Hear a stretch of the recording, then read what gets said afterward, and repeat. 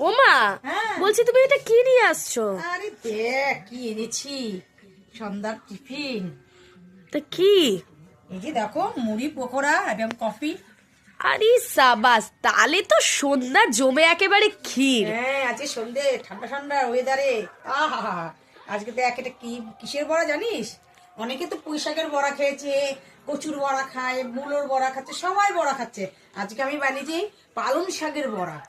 এক বাহ, গরম তাহলে গরম দেখো, গরম গরম গরম গরম পালং শাক দিয়ে দেখো বানিয়েছি। দেখ কি দারুণ হয়েছে দেখুন বন্ধুরা, আর তার সাথে গরম গরম কফি।